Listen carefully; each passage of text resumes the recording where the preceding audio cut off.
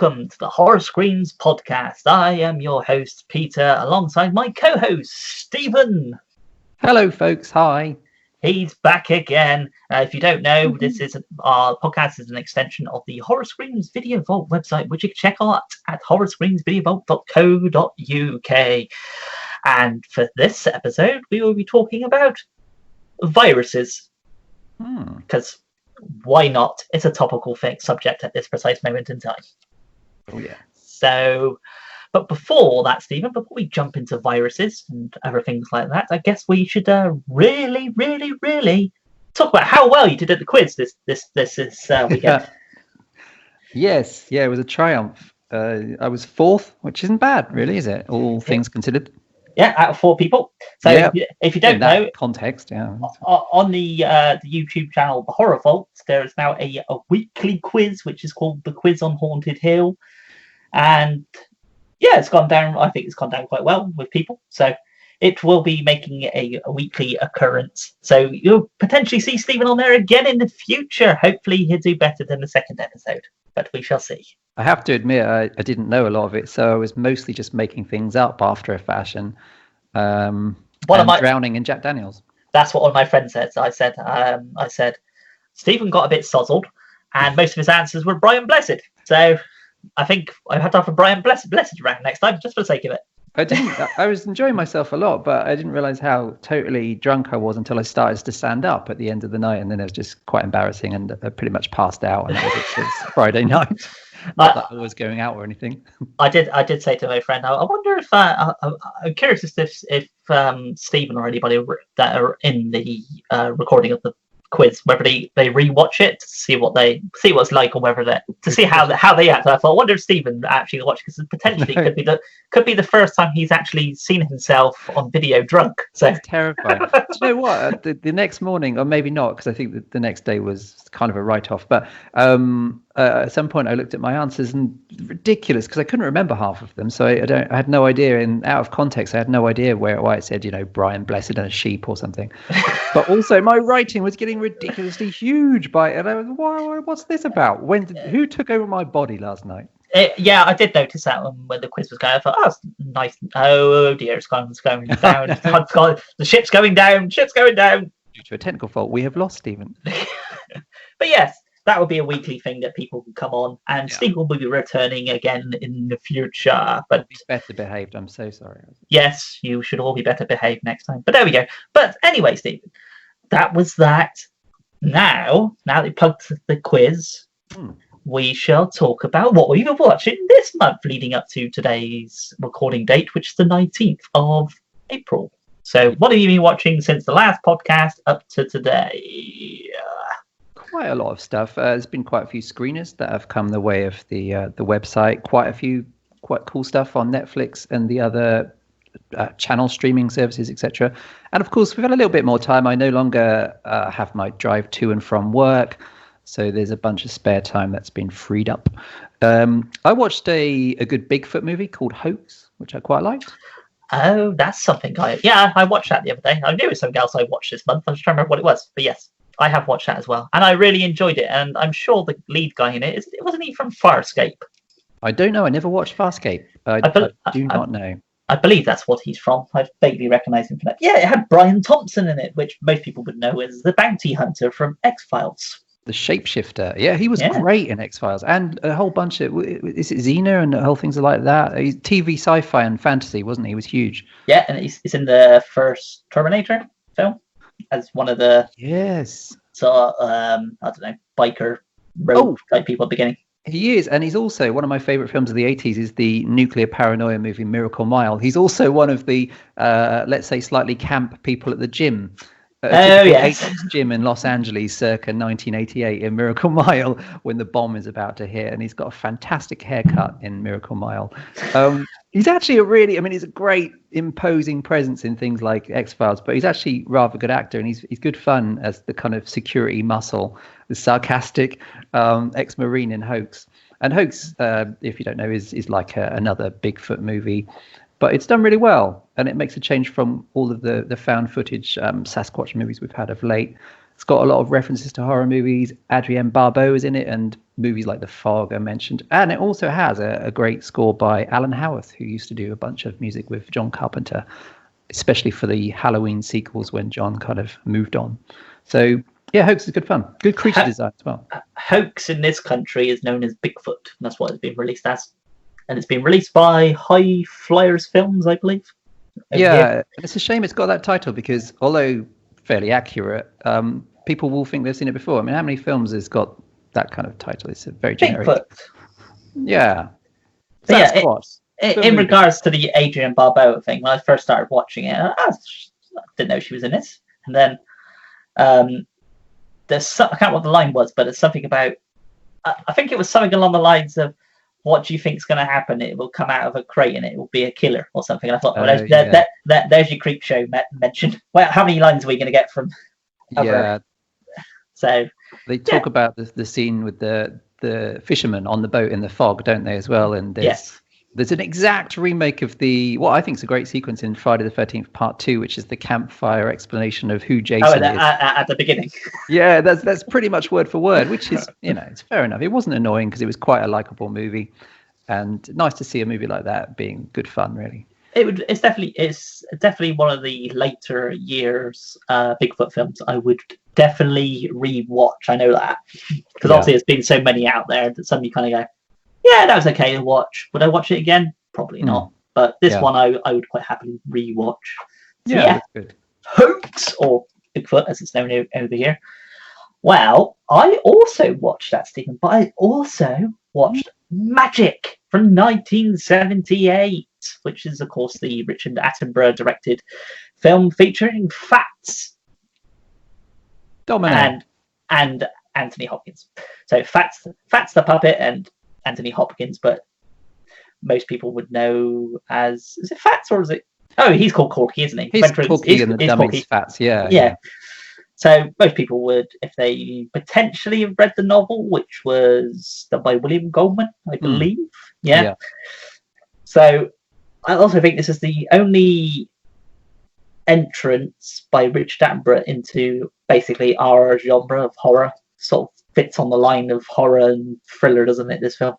It is, although he is, of course, it kind of ventures into horror. He's really good as John Christie in 10 Rillington Place as an actor. So I guess this was his directing thing with horror, and playing a very disturbing middle-aged white serial killer in 10 Rillington Place was his acting foray into it. I thought it was just, because that's another film I haven't watched in years. I watched it. I forgot how good it was. Which one? 10 Rillington Place? Oh no, Magic. I haven't watched 10 Rillington Place in a while, but Magic I haven't watched in God knows how long. So when I rewatch it, this is a lot better than I remember it. Of course, if you haven't watched anything for a while, you sort of remember only bits and pieces. So then when you rewatch it, maybe you've watched it at a younger age, but now you're watching it at a different age, you're picking out new things. So you notice more. Well, I tend to find I notice more the way Anthony Hopkins is dialogue and the way he pulls across the lines. He's slowly mentally breaking down because, of course, he's not quite there really as Corky and his puppet. Yeah, he's great, and you do tend to take Anthony Hopkins for granted, especially when he was doing the Hannibal Lecter thing a bit too many times because it became very panto in the end. But you do forget how great he is with a role like this and The Elephant Man, a whole bunch of stuff, 70s and 80s, where he was really, really strong. And he's brilliant in Magic. And it's always weird when you see Anthony Hopkins with hair. Yes, and fresh-faced and got hair, yeah. Yes, that's what I thought. So, but yeah, it's got a great lineup. It's got Burgess Meredith as his manager, agent type thing. Yeah, he's fantastic. What's the name of the woman? Anne Margaret. She's in it as well, isn't she? Yeah, she's his like love interest, his old girlfriend from years ago, or friend. Yeah. Yeah. So, but yeah, I quite enjoyed it. Of course, a lot of people would probably reference the Michael Redgrave segment in Dead of Night in regards to similarity type stuff, but they're both separate things. But yeah, I can see where it would be similar. But yeah, that was one of the things I watched anyway, along with Hoax. Cool. Yeah, Magic's good. It has a pretty good Jerry Goldsmith score as well. Oh, that was it. Yeah, that's the other thing I was going to mention about it. But yes, there's that. So, what's your next thing on your watch list? The next thing I watched is it doesn't quite work, but there's a film called Dreamland, which has come out recently. I think it's on streaming now. Oh, with Stephen McHattie, done by the director of Pontypool. Yeah. If you like Stephen McHattie, you do get 2 for the price of 1 in Dreamland. Wow, they cloned him specifically for the film? Yeah, that's right. Yeah, he's in it twice. It's the only explanation, because he's like acting alongside himself, which must have been really confusing. Well, it must be the same as when Michael Keaton did Multiplicity. There were 7 of him. Oh, yeah. And that movie Twins with Danny DeVito and Arnold Schwarzenegger. Same technology. Yeah, but obviously that was early technology, and it went, but hey, it still worked. Yeah, it's fantastic. Dreamland is mental, and as you said, it's by the director of the really excellent Pontypool, and that also starred Stephen McHattie. Stephen McHattie has like 2 roles. He's a trumpet player, and his character name is actually Trumpet Player, which I think was quite a good choice. And he's also an old-fashioned kind of private eye in a shambly coat and a hat. That's how you can tell the difference. One's got a hat on and a coat. And Henry Rollins is mental as this crime lord that's just started getting into underage people trafficking. And his plan is, you watch the film for a while and you think, oh, this is, blah, blah, blah, do-do-do, yep. And then suddenly the plot shifts into this thing where Henry Rollins is basically marrying off a 14-year-old girl that he's brought in through the trafficking to a vampire. When did this happen? And this vampire is somewhere between a kind of Nosferatu figure, but he does a Hannibal Lecter impression at one point. And the vampire is the brother of Juliette Lewis, who has this castle where she's got this big party and there's this massive shootout involving children. It's just totally bonkers. And it doesn't quite work, because it feels like it's just been sat around a table. Oh, what's the wackiest thing we can do next? I know. Is Juliette Lewis free? Because she's totally off the wall and unhinged. But it's good fun because it is so different. And there's nothing else quite like it out there. So, and if you want to see Henry Rollins with a kind of blonde buzz cut going totally mental for every scene he's in, it's worth it for him. And also Stephen McHattie, who's good in everything, and in this case he's good twice, because he's probably the only one that's acting like he's in a kind of almost serious movie where everybody else has gone batshit mad. Well, I put the news up of that film up on the site, and now of course you're rereading it, make sure it's all correct and etc. I was reading the synopsis to it and I thought, this sounds completely bonkers, this film. Is that correct? Yeah. But I think you've got a couple of different press releases all mixed into one here. The film's exactly like that. It's partly David Lynch, there's a bit of Takashi Miike, parts of it like that. It's got some gore in it, but it's not really a horror film. It starts off like a private eye movie, but it's not that either, and it ends up somewhere in the middle. And it does run out of steam a bit, but Stephen McHattie just gets to perform, I've forgotten what the name of it is, but it's a classic smooth jazz number. He does that in full at the end while all this mayhem's going around. Yes, it's worth it. Okay. Well, one of the things I watched, which if I'm correct, is something that you reviewed maybe last year sometime, was Firstborn, which is not to be confused with however many different titles there out there, which was that Latvian film from 2017. Director was I'm probably gonna butcher this name, but it's Ayak Karapetin, I want to say. Probably isn't that, but yes. So that's the film where they go to an Oriental dinner party, and they all say that they bring up a game about truths or lies or something. Then you have to make up a game. Do you think this is true? Do you think this is a lie? And of course it gets a bit uncomfortable by the woman saying how she was approached by her boss at a place and basically told to have sex with him, etc. So of course everybody's like, you kidder, that's clearly not something that's happened, but it probably has. And then they go out, she gets her handbag snatched off by some motorcyclist, and I think it's her husband or maybe her boyfriend goes up to confront him. It doesn't go well, and then eventually he goes out to hunt down this motorcyclist, and accidentally kills him, or does he? Because somebody keeps sending messages and sending things about, that we know your secret and whatever. And of course, then it all breaks down a bit further into the film, and yeah, it's quite enjoyable. I think, and I'm not seeing if I can bring it up. Yes, you did. I was looking at your review. I was just going to say it had similarities to the Coen's Fargo in its story, which that's kind of what I got from it as well. But yeah, I thought it was quite an enjoyable film. I didn't really know what to expect from it because I read the synopsis of it and I wasn't entirely sure. So, is it something I'd rewatch? Maybe. I'm not entirely. It's not something you if you had a pick of 5 films and that was in it, it probably wouldn't be my first pick out of all of them. But it's worth watching. It's basically a revenge psychological thriller type thing, I suppose. Yeah, that's what I'd more describe it as. But yeah, it's interesting. It's out by Artsploitation Films, which is always a good label. They bring out loads of interesting stuff. We've seen loads of different things from them over the years. So yeah, true. Yeah, so there's that.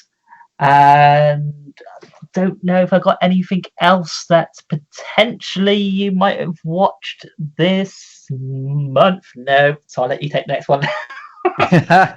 Very muff.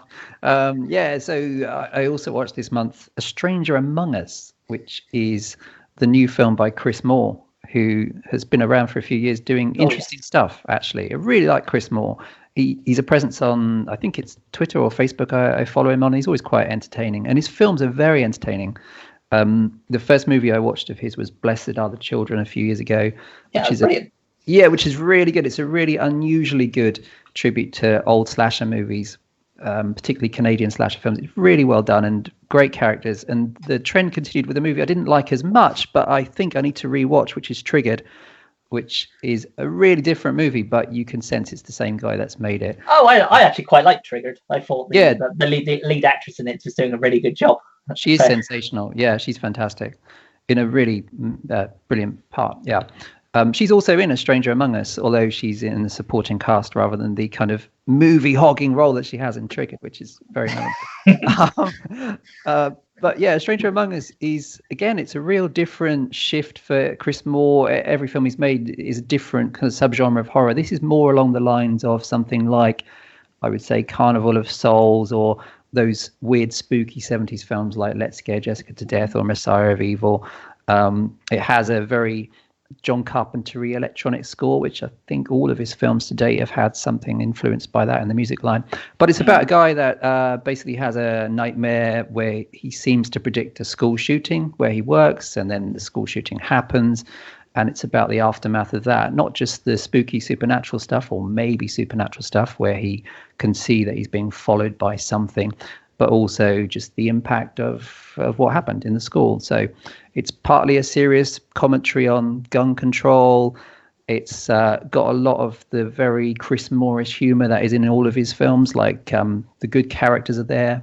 He writes really good characters. He writes really funny characters, and he writes a great character for himself in this one. Yeah. And he wins the prize for best character name of the year, which is Jarvis Coker. Jarvis Coker. Yeah, it's not affiliated in any way with the other one. Doesn't sound like anybody I can't think possibly what name that might be referencing to. I have no idea. No, I just can't think of it either.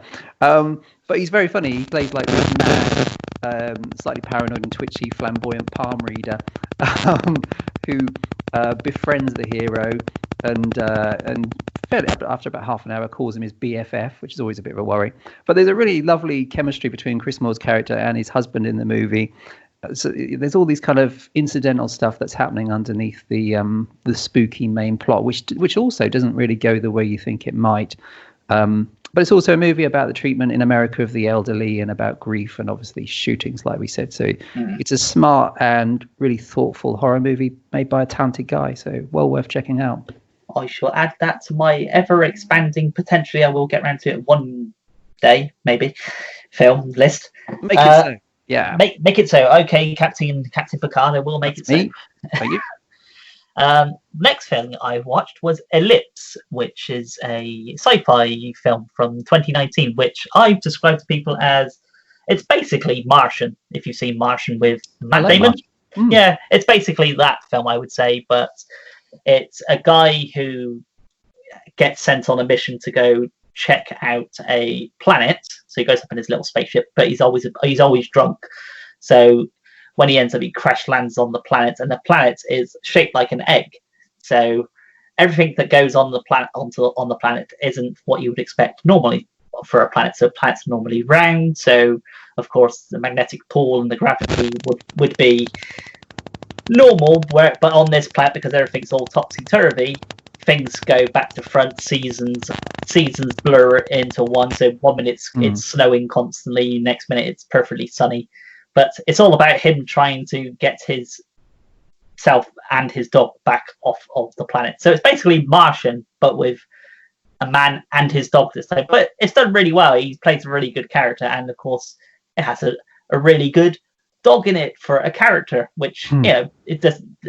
Obviously, it's not doing any acting of any sorts, but of course it becomes its own little character anyway. But I would definitely put that out there. It's done by Joe Bland and Grant Martin, and Grant Martin is one of the two main characters. Obviously, the astronaut, not the dog. But yeah, it's really interesting. You should definitely check out. That's another film that's coming out this year. I can't tell you when, but it is coming out this year from High Flyers Films sometime in this year. But that's definitely something I would watch again. It's got a bit of comedy-esque moments in it, as you'd expect, a bit like Martian. When he's trying to work out elements of how he's supposed to. In Martian, you got a bit with the potatoes of how can he make the potato last a bit longer than what it's supposed to. But yeah, I would describe it as that. But it's really good. It's definitely worth watching. So put that on your watch list, Stephen. And do you know what's really nice is that I never really thought about it until just now, is that High Flyers are still going, because back in the 90s, when it was often a horror movie drought, they were one of the video companies that you could rely on that would be putting out things like, I don't know, Warlock 2 and 90s things that never made cinemas maybe except in America for a week, but were often quite fun. And High Flyers, I think, must have... and Return of the Living Dead 3, I seem to remember, was one of theirs. Yes. They had a good line. They had a good taste for really gory action films or fun horror movies of the 90s. So, yeah, that's cool. Yeah. So Ellipse was the name of that film. I believe that is its title. It'll be out over here as well. But yes, definitely check that out. And I'll say my last one as I'm babbling. The last film I watched is the film that I've got to do the review thing for the Fantastic 50s magazine, which is sold via Hemlock's Books, which of course all talks about 50s movies, etc. So the film was The Thing That Couldn't Die from 1958. And it's about people who are looking for water on their farm, and the main girl, who is Carolyn Kern, I believe that's her name. She's very good at divining with the stick and finding water, but then when she's trying to hunt out water, she comes across something evil underground, which ends up being a decapitated head, which is still alive and talking, because the guy who had his head chopped off was a Satan worshipper, and if you connect his head and his body back together, then of course he gets all his powers back. But so he's been alive since the 1600s up till that time when the film was made. But Carolyn Kern's really good at it, because when she first played the main character in it, she's quite meek and mild and sort of airy, and then when things change on in the movie, she's got a whole different persona. But it's that complete different contrast of actors or actressing. So I was like, that's an actress I could see, because I haven't seen her anything else before. But when I looked at her IMDb, I was like, "But yeah, you did a lot of stuff." She was in the Waltons and stuff like that. So yes, the thing that couldn't die is definitely one of them films which I'm surprised I haven't seen before. It's actually really good. It's got really good special effects, because I thought it'd just be obviously the head, a chopped off head. It had to be somebody who would have to carry around a mannequin's head basically for the majority of the film. Yeah. But no, you see the person blinking and talking. So of course it was probably shot with blue screens and whatever else to blur out the guy, unless they actually found a guy without his own head. I don't know. Never know what you can find in they're Hollywood. Out there. Yeah. Never know what you can find in Hollywood. You can find all sorts of things. In fact, I think there has been some outrage from the headless community that they weren't represented in this, and they just got use special effects and stuff in it. No. And rightly so. Well, the director was Will Cohen, who did loads of stuff. He produced loads of stuff in the 30s and 40s, more sort of musical stuff for like Abbott Costello and people like that. But yeah, I hadn't seen it before, so I was actually pleasantly surprised when I watched it. It's only about an hour 10 minutes, I think, which is about average for that period, I would have thought. Yeah. But yeah, check it out. I believe it's probably on YouTube, I would have thought, but I bought I think it's the Warner Classics release of it. Obviously, I have to keep rewatching it. So yes, put it on your watch list, Stephen. Go, go, go. Yeah, I haven't seen that either. I do like the 50s stuff. I like that they're in and out in an hour and 10 minutes, like you said, and they're often got these mad ideas that are just, totally bonkers, but loads of fun. I'll have to lend it to you one of the days so you can watch it. Oh, yeah, if you think about it, Okay, I'll think about it. Ah, that's good. Let me know when you've decided. Whew. That's good news. Yeah, okay, yeah, I've decided, yes, you can borrow it. So fantastic. There we go. Gotta write that down so I know to expect it. Marvellous. Recently seen. I've got a couple more if you've shot your load. Yeah, my load has been shot, so continue yours. Oh, that's what it was. I rewatched Nightbreed, although I suppose in a way I watched it for the first time because I watched the extended T-Ladies, directors, producers cut. Oh, yeah. The Nightbreed I hadn't watched for years and years, and obviously I'd only ever watched it in the version that came out, released by the studio that decided they didn't like Clive Barker's film, so they changed it all. In fact, they sacked the editor and brought on the editor that worked a lot for James Cameron to change into more of an action film. And there's actually one of the stuff with Nightbreed. The thing with Nightbreed is that the behind the scenes stuff is actually more interesting than the film itself, as far as I can kind of tell. And there's this great stuff in the extras on the Arrow disc, which is the company that's brought it out in the UK, although I think it's probably very similar disc to the one in America on Screen Factory, which is that at one point a studio exec said, they'd kind of taken a look at it, and he's like, well, there's a danger that the audience could actually feel sympathy for the monsters. Clive Barker, you had to cut to Clive Barker going, yeah, that's the whole point. Yeah. We don't want to do that. We don't want no sympathy for the monsters. They're evil characters. So the movie was chopped and changed, and I remember liking it a lot when I was younger, but then rewatching it a bit later and thinking, I'm not sure this really works, and being a bit disappointed. But the Cabal cut is clearly the best one.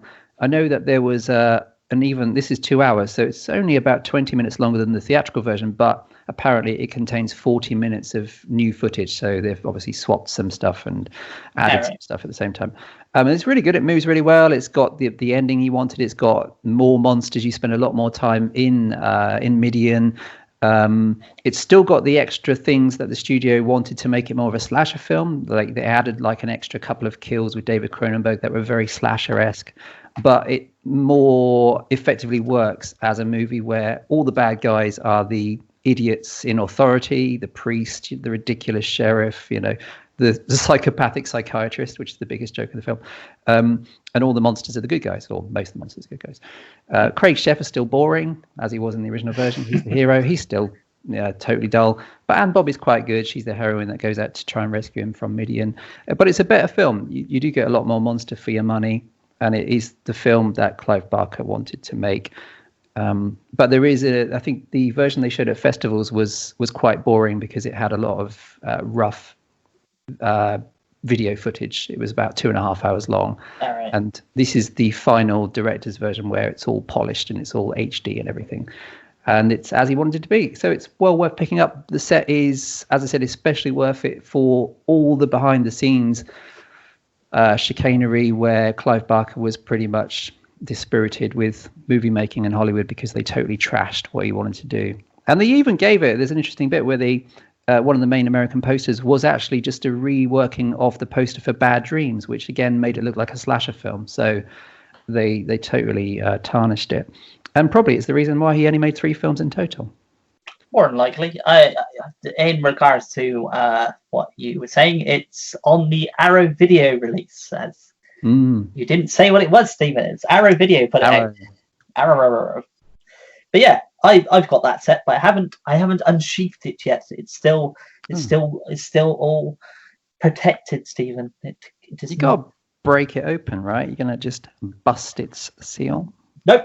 Gotta leave it like that. Steaming. No, leave it like that. Oh, stroke it occasionally. I know the kind. Yeah. Dust it off the shelf every now and again. Yeah. Oh, you mean the video? Oh, yeah, sure. Oh, yes. Yeah. And that as well. Yeah, no, it's a great release, and the extras are. I've only watched a few of them, but the extras are superb from what I've seen. There's a lot of them, so everything you need to know about Nightbreed is in there, with a nice cover. How many bags of Smarties did they eat per scene? That's one of the things I want to know. Oh, it's 23. Yeah. Oh, well, there you go. Something to learn. Exactly, you'll learn a lot from it. Kim Newman pops up in that same room where he does all of his extras. Of course he does. In the same outfit. Was that all done the same day? One epic day. With all his books behind him. I've written a couple of books, have you noticed? I wrote this, It's just... And he always looks like he's really having a good time. I like that he's one of those people that smiles constantly when he's talking, and he obviously knows every single thing that he ever is asked. But, good to see him again. Okay. Yeah. So... That's anything else you've watched? I think 4, is it? You've said so far? Oh, the only other thing, which is a really good thing, which is I finally watched Colour Out of Space, which is the return to horror or return to filmmaking by Richard Stanley, who back in the day, he crossed over to America, I'm sure, but back in the day, quite big in the UK because he had a decent-sized hit at a barren time for British horror called Hardware, and then a kind of weird, surreal second film called Dust Devil, which is a combination of spaghetti western and supernatural horror, which didn't quite like as much, but was still interesting. He's been away from filmmaking since The Island of Dr. Moreau, where it's a famous story. Check it out online. And from what I've heard in podcast interviews, he spent 10 years in a mountain with his cat, meditating and taking a lot of drugs. And Colour Out of Space is his return thanks to the wonderful Spectavision label, which is Elijah Wood and Daniel Noah's label, who have brought a lot of really strong movies like Come to Daddy and Mandy. And it's great. It's the familiar H.P. Lovecraft story that was filmed before, or has been filmed before a few times, especially by Independents, but in the 80s as The Curse. And it's about, in this case, it's got Nicolas Cage as an alpaca farmer who thinks alpacas are the future, and you get to see an alpaca being milked, which is apparently an arduous process, but in the end, the product's of a very strong quality. So I quite like learning that. And he's a farmer. He's married to Jolie Richardson, who's got cancer, and a meteorite crashes to Earth and begins changing the environment around them, and then changing the people, their family, their kids as well. So you do get to see Nicolas Cage going crazy, ultimately. But a bit like with Mandy, it's a real performance as well. So it's not just him going barking mad. There's a lot of more depths to it than you might think. And it's got some amazing creature effects and a lot of purple. It's really good. I do like a H.P. Lovecraft film if somebody makes one. But yes, that as soon as they said that was coming out and that Nicolas Cage was going to be in there, I thought, oh, that's going to be interesting. But yes, I've had it on my it's one of the films that I potentially will end up getting anyway. And then it'd be the first thing I watch, I would have thought. You should, man. Apart from the Stuart Gordon ones, the obvious ones like Dagon in particular, and Reanimator, although of course that's very different to the source material. But this has got to be high up there in the sense of really, really good Lovecraft adaptations that feel like they've got the essence of the original stories, which are barking mad as well, and a little strange. Go watch Colour Out of Space. It's on streaming. It's on streaming. Go. No. So yeah, we've both had a busy month of watching stuff. Yeah. Which I imagine a lot of people have at this precise moment in time. But which kind of leads into what we're going to be talking about, which is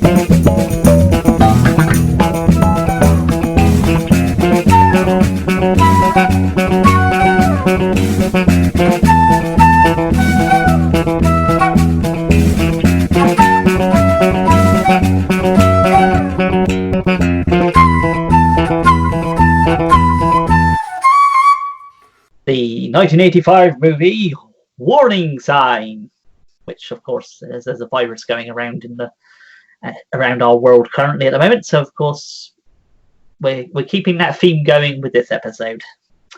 So do you want to kick it off, Stephen, this one? Yeah, sure. Warning Sign, that's the movie from 1985. What were you doing in 1985, Pete? I was one. You were one. Oh, you were 1 year old. Oh, of course. Yes. Sorry, I forgot. Yeah. Probably not much then. Soiling yourself on a regular basis. Yeah, not so much difference now, really. Very different. How times have not changed whatsoever. And the mushy food continues. Yes, I was 7. 1985 was a great year, actually. It's the year that we first got a video player in the West household. VHS, the old top loader, not the band, the actual machine. Clunk, clunk. hit the buttons that are like the size of a brick. Oh, get your father, the tracking's gone again. Oh, my mum didn't speak like that. I was just, I was gonna say that was a terrible impression of your mum. Yes. Yeah, so it was the great year of 85. A lot was going on. But yeah, 20th Century Fox made this film. So it's one of the more mainstream films we've covered in Retro Rewind, in the sense that it's by a major studio. Although the film disappeared, really, as far as I can tell. It didn't really do a huge amount, despite being clearly a good-looking film with good production values, as you'd get with a studio film. It's shot by Dean Cundy, who did a lot of all the famous John Carpenter movies like The Thing and Halloween. And yeah, it's a very good, very pacey, twitchy spin on a movie that we'll mention later, The Crazies. Oh, yes. This is set in and around the biotech agronomics, which is... Yeah, biotech agronomics, which the spelling, for the biotech bit, is spelled incorrectly to protect the filming company from potential lawsuits that also use biotech. It's spelled differently in regards for obviously biotechnological places, but in regards to this film, they changed the spelling of it slightly so he couldn't get sued. So why not? And it's kind of the whole film, I suppose, but the corporation and this movie's cynicism about this stuff going on is pre things like the Umbrella Corporation in the Resident Evil movies and the company in Aliens that runs through that franchise. There's these massive corporations that are behind some real shady stuff, and they don't care about human life. It's all about the cash. It's all about the profits, Stephen. All about the profits. Yeah, which of course is not at all a factor right now in what's happening. There's none of this to be concerned about whatsoever. Human life is always top of the list, top priority. Yep. Get the economy open by Tuesday. So yeah, so there's a bunch of things. Please do. Yes. Oh, you want it? Okay, I'll try my best. Yep. So yeah, so this has got a really good cast. So straight off the bat, you'll spot people like Richard Dysart, who's got a key role. He's from The Thing. Kathleen Quinlan is in it. She was in a huge amount of Hollywood films like Apollo 13. Jerry Hardin, who is the dad. He's on the outside of this company where this accident has happened. They've dropped a test tube, which officially, the official line is they've dropped some experimental yeast. Yes, I totally believe the government's line that it was experimental yeast. It had nothing to do with biological warfare. I totally believe what's going on. Yeah, exactly. This is the kind of that kind of says it how it is. Really, there's the famous the line that's in all of these movies is there are no cause for alarm right before this woman that's been exposed has been put into effectively a body bag, even though she's still alive. Yeah, experimental yeast is the official line. But clearly it's something much worse, despite them saying, oh, it's a non-event. It's declared an emergency on the inside, whereas we're both following the characters that are trapped inside the building and the ones outside, where, of course, Major Yaphet Kotto shows up. Well, that's not his name, Stephen. He is Yaphet Kotto, but that's not his name. He's playing himself. It's Major Connolly. That's it. Not Major Yaphet Kotto. He turns up. And a common thread we'll see, I'm sure we'll mention later, is obviously in so many of these virus-y horror movies, it's very much about being skeptical of the government, of the military. Yaphet Kotto is, I suppose, the face of the government cover-up. He's in charge of the containment team. Although he turns up meant to be the voice of reason and reassurance, but he's really just there to promote the company's great strides in genetic engineering and farming. And well, that's what these sort of things do, don't they? They do that sort of thing with a lot of things. They're there to put an official statement out, but also to put people at ease. But by the way, next Tuesday, don't forget to watch. Okay. Sure thing. No cause for alarm. Yeah. Ignore the plumes of flames in the background, but remember to go do this. Absolutely. Sam Waterston's another good actor that's in this, and he's Kathleen Quinnan's husband, boyfriend, occasional lover. I can't remember. Husband. I believe it's her. No, they're husband. They're either husband and wife, which I would hope so for the sake of this, or they're related, or they have a very similar last name. So it could be any one of the three, but I'd like to think it's because they're married. So Kathleen Quinlan plays Joni Morse, and Sam Watson is the local sheriff who plays Cal Morse. Oh. So there you go. Yeah, and he's a sheriff. He's a sheriff in town. He's got polio, which I thought was quite an interesting character point in a movie about virus. It's quite cool. He's on the outside as well, and he's quite good because he's quite funny. He provides a lot of the humor, like they're talking about gene splicing and things like that as part of the Blue Harvest thing that's involved in this. And he jokes about the corn they ate Chicago, which sounds like a film that they should have made in the 50s with a giant stop motion monster, but never did, unfortunately, unless I missed it. Of course, there's always a chance of that. Potentially. So if you're wondering what you know him from, if potentially, I guess in our vein, you might have recognized him from the Tales from the Crypt episode As You Sow. Potentially, you might have seen him in that. But most people would know him as, I think he was the DA in the Law and Order series for decades.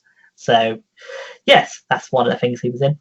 But So as you said, he plays the local sheriff who's trying to obviously put everything back to normal in regards to, the corporation is trying to do their thing, protect their own backs, but of course all that he really wants is to save his wife and all the people that are inside. Of course, the majority of them are his friends, but like you said, it does bounce between the panic and all the mayhem that's happening with inside the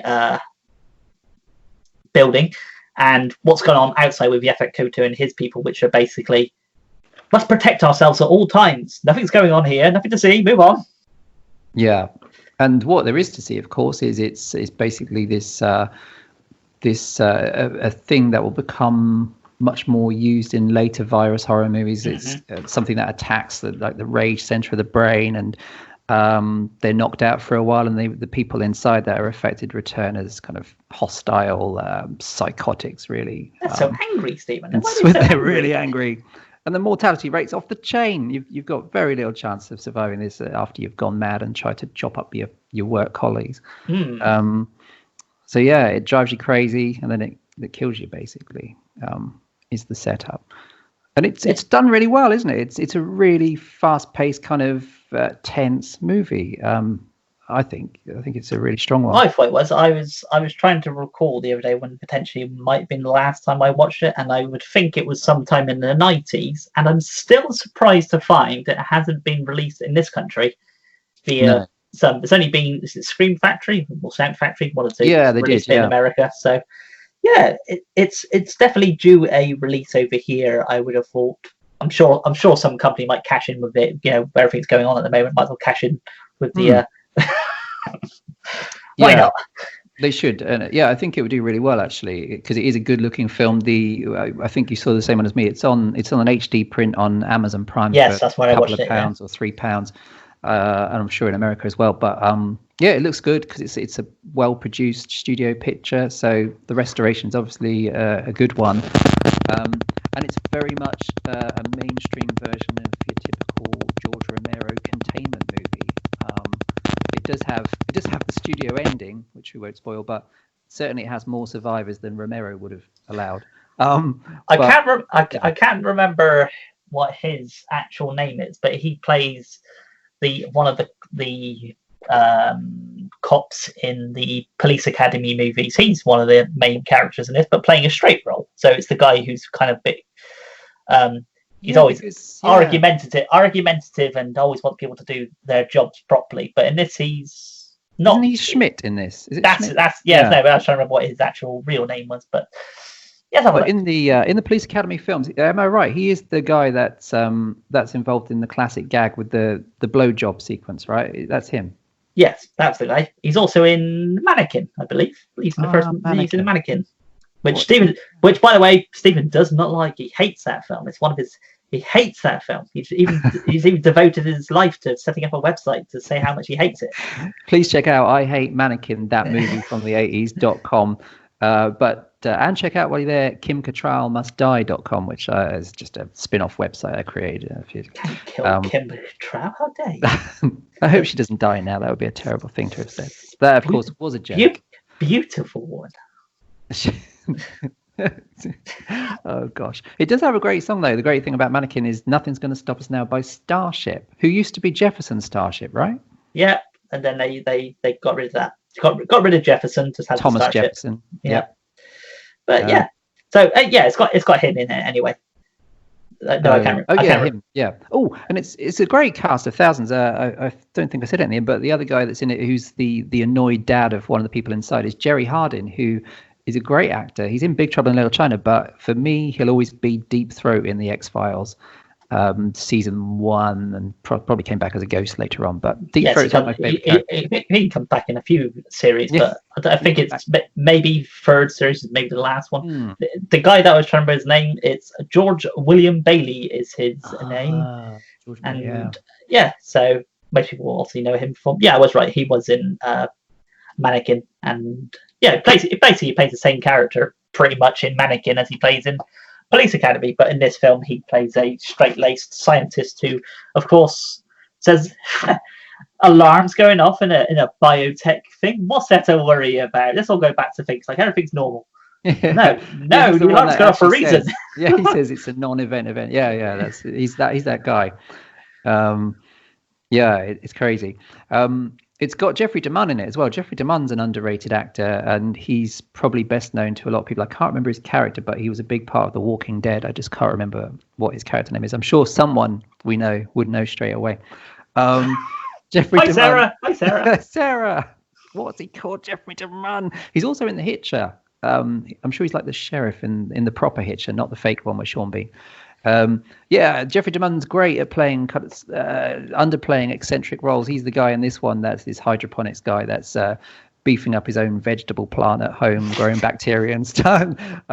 And he's also, Sam Waterston does a bit of this, but he's also there to be the exposition guy. He's the one that's going, oh yeah, I knew they were trying this stuff out, but he's got the plot to fill in for those that haven't quite caught up. So in regards to that, the guy who's doing the making his own stuff at home, what did you think of his lovely sounding, I definitely would not eat it, pancakes he's having for breakfast? zucchini pancakes. Yep, I'm coming to your house for dinner.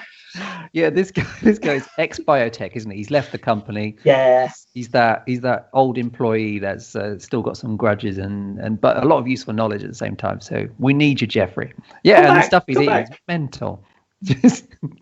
Chicory coffee. Yeah, what's that? So I'm busy. I can't now. I'll come around another time. Yes. So it's not a thing, but all the characters are really good. Even like the people that only get maybe a couple of lines or things. So like the guy who uses the blowtorch to try and get back into the building. They've all got their own so the minor characters are even had a bit of fleshing out with their own characters. You have Bob, and I can't remember what the woman's name is, but she's the woman that gets put into the basically the body bag, blow up thing straight away. They've got a love interest thing going on. Isn't she the one? I think it's her that the TV news interviews, and is she the one that gets out and they talk to her and they ask her about the company? She's like, well, yeah, the pay's really good, the benefits are really good. Yes, that's a great moment. Yes, that's when she's still in her little bubble suit thing, and then she goes, how do you think it's going? She doesn't mention anything about what's going on. She's just like, yeah, they're really good company, really look after you.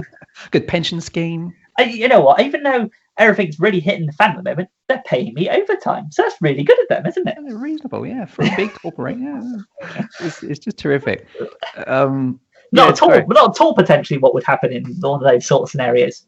It's fantastic. Yeah, absolutely. And it's interesting, especially the time that we're in, that Jeffrey DeMunn suffers in this film from having really shoddy PPE, which he figures out when he's trying to sort out Kathleen Quinlan at a climactic moment. Yes, It's a shame.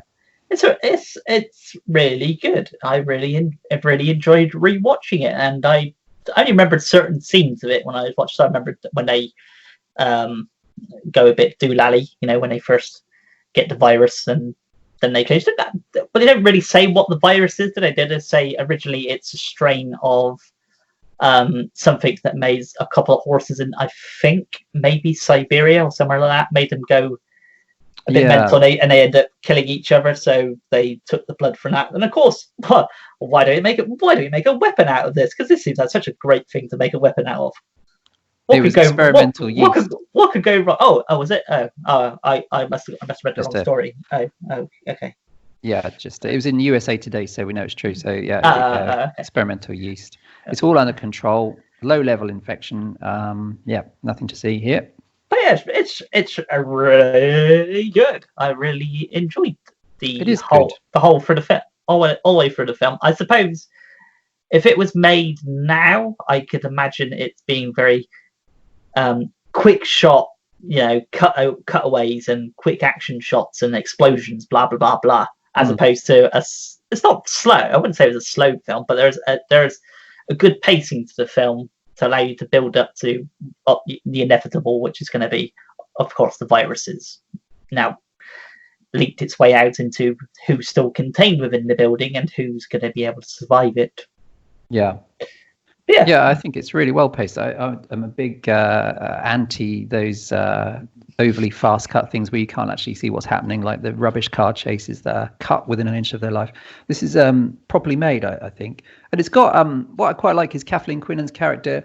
There's a degree, I think, with her of that kind of era after Ripley, quite a lot of tougher female characters, survivalist characters in the lead roles. And she's not one of the most memorable ones, but she's pretty good in this. And there's a good reason why she's a survivor in this film as well, which makes a lot of sense. There's a scene when she comes down in the elevator, and I went, that looks straight out of Aliens, that does.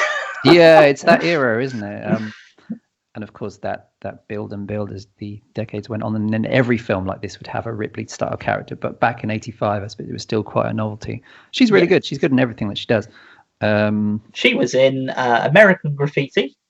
Wow, yes. Event Horizon, which is a great film. I love Event Horizon. Yeah, Event Horizon's really good, yeah. You mentioned Apollo 13 earlier, and one of the other things she's been in is Kojak, the TV series. She's been in loads of stuff. You looked up her IMDb, she's been in more stuff than you probably think. She was in the Hills of Ice remake as well.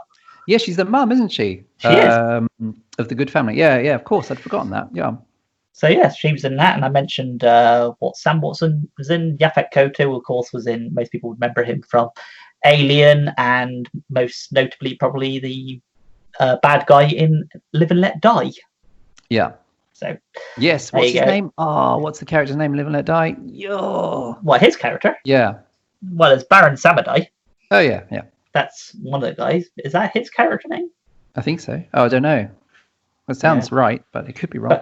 But no, Baron Samedi is a different character in the film. That's the guy who's trying to get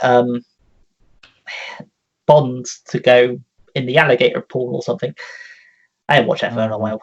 Let's have a look. His name's Mr. Big. Mr. Big. Oh yeah, okay. Yeah. Mr. Big. But yes, then he takes off his mask later on, because when you first meet him, it's a white guy in Live and Let Die. And then he pulls off his mask, and then you find out it's Yaphet Kotto underneath the mask. So yeah, but yeah, this film was done by Hal Barwood, which I didn't really recognise the name. So of course, when I looked it up, he directed this, obviously, and he co-wrote this with Matthew Robbins, who wrote, along with Hal Barwood, he wrote Dragon Slayer from 1981, the fantasy film. Oh yeah, which is a really good film. Yeah, but other than that, they they both also done other things, but there's nothing really else about those two. And I thought, considering how good Warning Sign was and Dragon Slayer, etc., is, I would have thought there'd be more. But I suppose it's probably in that time when they're like, hey, big budget films are doing really good. We want special effects, etc. Do you do that? But no, well, we're more story based. But no, we want special effects. So we'll get rid of you. We'll bring somebody else in. So, yeah, it's a good one. But I did like the virus thing, because you could have went one extreme to the other with the virus. You could have went straight balls to the wall and frothing at the mouth and all that kind of malarkey. But it's subtle. It's subtle rage, I suppose, into what it would be. I think it's one of the better ones, because in the wake of something we'll talk about later, 28 Days Later, there were so many of this kind of thing, whether they were zombies or not. It was a moot point because they were all basically the same thing. This is one of the better ones. I prefer this to most of the ones that came out in the wake of 28 Days Later. Well, I would say if this was to be reviewed by myself, I would give it a 5 my bad self, 5 out of 5 stars. What would you have given it?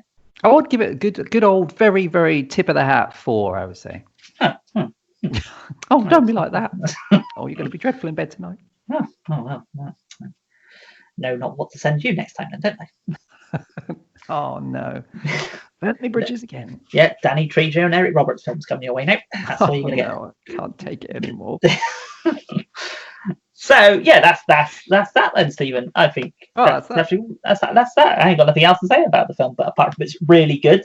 Definitely check it out. It's definitely a film of our times in regards to obviously what's currently going on in the world. It's got nothing to do with potentially what somebody genetically made, but it's a virus. Hang on a minute, it's not what I've heard. And of course, the virus is what's going on with the virus and how people panic and all that kind of things is definitely relevant to what's going on at this precise moment in time. Oh, it's very much that, and it's in the cover and the media's reaction to it in the movie and the people that turn up that are totally unreassuring. Yeah, absolutely.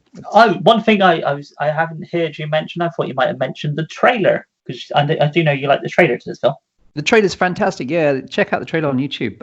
It was one of those memorable trailers that I'd forgotten the movie. I'd watched it on TV, and this is only the second time I'd watched it. But I always remember the trailer, which is just this long, lingering shot, and it's the voiceover guy that did so many of those 80s trailers saying these are the signs of warning, and it's so menacing, and it gives you a very brief glimpse of what happens in the movie of the infected people. And I think the tagline is something like, pray for the people trapped inside this building, long pause, pray they never get out. It's chilling. I think the trailer, doesn't you said about these are the warning signs, doesn't it go for all like a few of the sort of, well, not some are all too familiar. Yeah, so you got like the wet floor sign and all those kind of things, and then it goes to the radiation one, and then of course then you get the oh dear, if you see this sign, it's too late. This one represents the most I can't remember exactly the words, but yeah, this is the most horrifying of all. I always thought wet floor was a big worry. It always really used to unsettle me if I saw that sign anywhere. I'd be always the one that would fall over. The sign, not the wet floor. Oh no, the wet floor's fine. Need a sign to be put down to let you know about the sign. Wet floor sign ahead. Oh god. Oh, wet floor as well. Jeepers.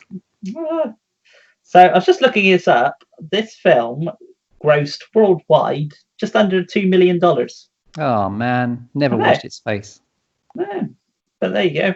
So yeah, it's really good. I totally suggest watching it, Stephen. Apparently its working title was Biohazard.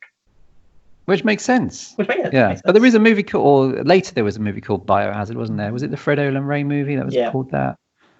Damn, Fred. Yeah. So definitely go out and watch it if you haven't seen it already. Why not? And if any film companies are listening to us two Babylon, why haven't you released it in the UK yet? Explain yourselves. Yeah. What you got to say for yourself, you, whoever you are. Yeah. Mm-hmm. We're talking to you. You know who you are. Who are we talking to? I don't know. Oh.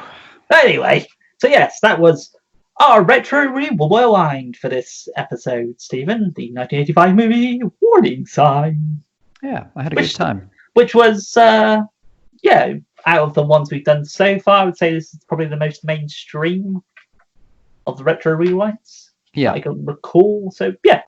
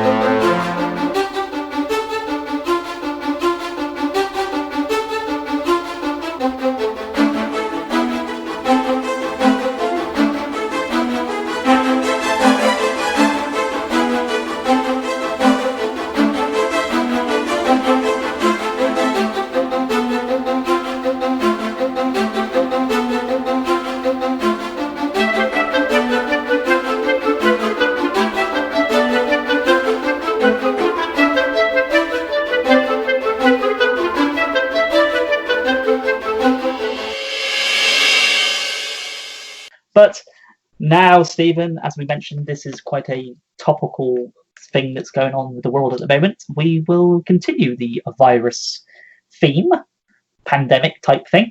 But so these films that we will be briefly talking about will be films that are obviously not post-apocalyptic, so of course not after everything's gone tits up or tits down, depending on how you look at it, and not things that become zombie films.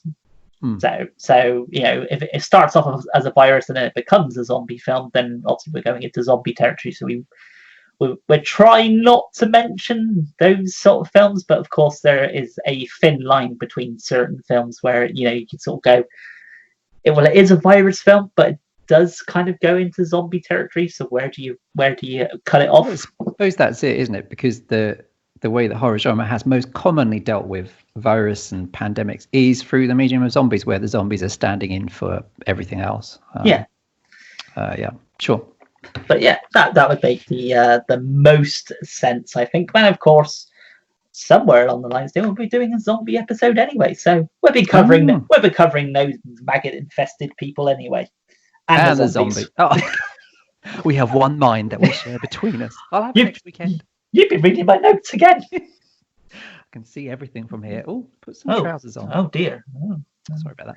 Wonder what that blinking light was at that last night. That blinking light. Oh, I'm so aroused now. Okay. So let's kick it off then, Stephen. So I don't know if you want to do it in specific order in regards to the virus films, or whether you just want to just chuck into any film, really. Any film, any decade kind of thing. Because of course you can go from anywhere, really. You can go from you can go down to the 50s upwards with anything. The rebel. Yeah, I suppose. Yeah. Well, we can do a meander around them. I think it's worth noting that so many of these things from decades of movies spring from like the same sources. Like there's a few sources that not that kind of source that seem to just constantly be recycled. So I would say a good starting point is I Am Legend, the book by Richard Matheson, which has been made directly but has also been ripped off endlessly by things like 28 Days Later is one of them, and an awful film with Will Smith in it, which totally missed the point, even though it kept the original title. Total garbage. I've got that out of my system, feel much better. Day of the Triffids is not a virus movie, but the opening act of Day of the Triffids is again something that feeds into the virus movies. Basically, the opening act is the opening act of 28 Days Later and the opening act of The Walking Dead on TV. And big books like Stephen King's The Stand, another massive influence on 28 Days Later and loads of other things. And I think the book of The Stand came out late 70s, early 80s. I have to check that. But another good starting point, I think, which has been hugely influential, is the Romero stuff. So the Crazies, which I think is 1973. That does sound vaguely familiar. You carry on with your wording, and I will Google it. Oh. Continue. He's good with his fingers. Yeah, so the Romero stuff, I mean, Night of the Living Dead, of course, which we're not going to talk about because it's zombies, but Night of the Living Dead works in a similar way to the Crazies, which is the fact that Romero's point, which is what we're all feeling right now, I think, is that it's not so much the virus you have to be worried about, it's the people. And that includes your government, that includes your military, and that includes the people next door who are possibly going absolutely batshit mental due to self-isolating. And Romero no one was better at him than doing this. And Danny Boyle for 28 Days Later took pretty much everything either from The Stand or from I Am Legend or especially from Romero. And if you watch The Crazies, you'll realize, hang on a minute, this is basically a good version or a better version of 28 Days Later.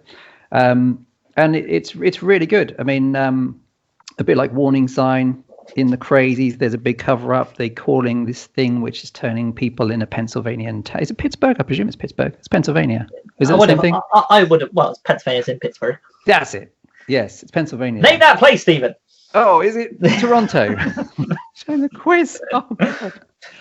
I'm so ashamed. So here, the movie's also called Codename Trixie because Trixie is a bioweapon, basically. So, like with Warning Sign and a bunch of these films, we're not just tapping into fears of what nature might throw our way, but it's also things that are being created by our governments. That could come back and bite us all on the bottom. And in this case, they're saying, the plane crashed and with a vaccine on it. But we find out pretty early on that it's a bioweapon that's crashed into the water supply of this small town. And the movie's very much about less so the effect it has on the people, which we do get to see, but it's more about how alarming the military are in covering it up and how willing they are to cover it up by killing people. And ultimately, a feasible plan for them is to just nuke the town. That's on their list of things that we might have to do. Oh, well, these things happen. But it's also the movie that scared me when I was little because it has some really creepy individual scenes, like the opening's really scary, where this dad goes mental and sets fire to the house. He's running around the house with a crowbar, sets fire to it. He kills his own, I think it's the daughter that dies. And there's a great scene with a sweet-looking old lady who's smiling and she stabs a soldier to death with her knitting needles and then she carries on knitting, which is very disturbing, as are the scenes of the authorities that show up and basically roughly round up men, women and children and drag kids out of bed and take over the town. Ultimately, it's truly hopeless. Either you're going to die of the virus or through some other horrible means. So The Crazies is a massive influence on so many of the rage type virus movies or don't trust the government type virus movies that came in the decades since. It was indeed 1973. Oh, yeah. And this one stars Lynn Laurie as well, doesn't it? Yeah, she's weird. She's really good. She starts acting strange quite early on and gets progressively worse. She's quite distinctive. Yeah, I've always liked her. But the first time I ever saw her in something was I Drink Your Blood. Oh, yes. Which also is a virus film in its own right, because that's rabies. Of course, yes. But put into pies, because who doesn't want a pie full of rabies? They sell those in Greg's. Oh, lovely. Yeah. There's, Well, not anymore, of course. Greg's has gone the way of the apocalypse. Shame. But yes, there's another film you just mentioned in what you were talking about. Oh, 28 Days. Do you know about 28 Days? I haven't really got into the 28 Days films. I know a lot of people, big them up and think they're great or whatever, but I've watched them and I thought, yeah, it's not really for me, those films. Yeah, I always thought the thing that annoyed me about 28 Days Later, I mean, it was a big hit and it was really well reviewed back in the 2002, I think. Something like that, yeah. It was famous because they did some filming in the early morning, closed down London, or closed down what was operating in London at 4 a.m. or something. So it's got that opening stuff in empty London with overturned buses and bodies in the streets and stuff. But of course, that's been done loads of times before, and now I guess we can probably see a lot of that every day, which is a great relief for anyone that's ever been to London. And But what annoyed me about 28 Days Later is that the interviews of Danny Boyle, there was an awful lot of that mainstream directed chin stroking of, well, yes, I mean it's not a horror film, make it clear it's not a zombie film, even though I've borrowed everything from Nightmare City or George Romero and other things. So there was a lot of poncing around what was clearly a George Romero ripoff. I think 28 Days Later, it's really good up to a point. So there's a good opening thing. Animal activists like letting out the virus effectively because they're freeing some chimps in lab. It's the rage virus. So a bit like some of the other films we've mentioned, it's a rabies style virus. I was about to say, hang on a minute. You mean there's an animal activist group that let out a bunch of monkeys that had a virus? This sounds like a film from 1995, directed by Terry Gilliam. Oh, 12 Monkeys. 12 Monkeys. It's even called 12 Monkeys. Yeah, exactly. Which is great. 12 Monkeys is a fabulous film. I always like that one. And it's spread by blood and saliva, and it gets in your eyes or it gets in your mouth, and you go mental within about 20 seconds or something. And it works up to a point. It sort of cuts, obviously, 28 Days Later, and Britain is a wasteland. Insert joke here. There's no government, no TV, nothing. People go to the supermarket just to loot it. Like back up your 80-inch screen because that's going to help you feed later. Oh yeah. Thanks for reminding me. Actually, there's no electricity. But at least you've got that 80-screen TV you always wanted. Get it. But ultimately it goes down the familiar route where the army comes in, and it's Christopher Eccleston, isn't it, as the dodgy major or colonel or something. So it's a bit of The Stand, it's a bit of The Craze, it's a lot of Day of the Triffids, loads of Romero, but it has a happy ending, at the point where you think, oh, this is getting quite interesting. I can't remember exactly what happens, but I know they have a car crash and they all survive, and then you realize that the infected people are starving, and it's all going to be okay. In truth, I think the second one's much better. 28 Weeks Later, rather, is a bit more of an honest splatter movie where it's the same premise, but obviously a few weeks later. And it's the same thing of the military are the ones that have lost control, and you've got to be more afraid of those than anything. But it just has a bit more spirit. And it's also got, it's not ashamed to have things like a massive rage thing, decimation with helicopter blades like the scene in Dawn of the Dead. So 28 Weeks Later is a better film because it's a more honest kind of, yes, we know we're a horror film. Here's some helicopter blades. It'd be interesting because obviously there's always been that talk of them doing a third one. Will they actually do it, and where do they take the story? Hopefully not. There's nowhere else to take it, is there? Because it's already a rip-off of other films from long before 2002, and it's been ripped off loads since then. So no need. Totally pointless. But I'm sure we shall see what happens in the future. So yeah, of course, I just mentioned 12 Monkeys then, which you haven't watched. The TV series is really good if you haven't watched it.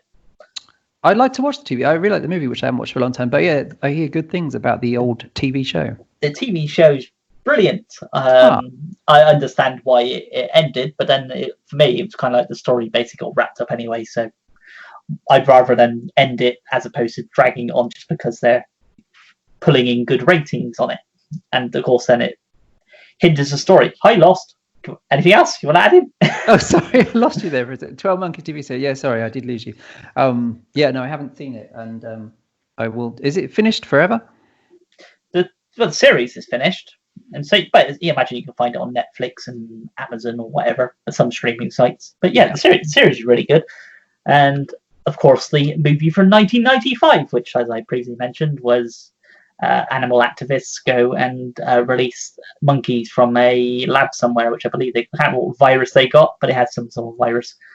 And of course, that causes havoc to everywhere in the world. And then, of course, you have Bruce Willis, etc., characters having to go back and forwards and backwards in time to try and work out what happened for it to go that, and can things be mended.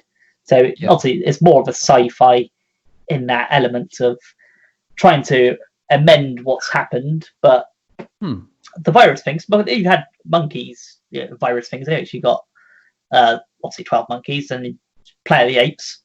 Yes, is a notable one with a virus that we've been messing around with, and look what's happened. Look what's happened.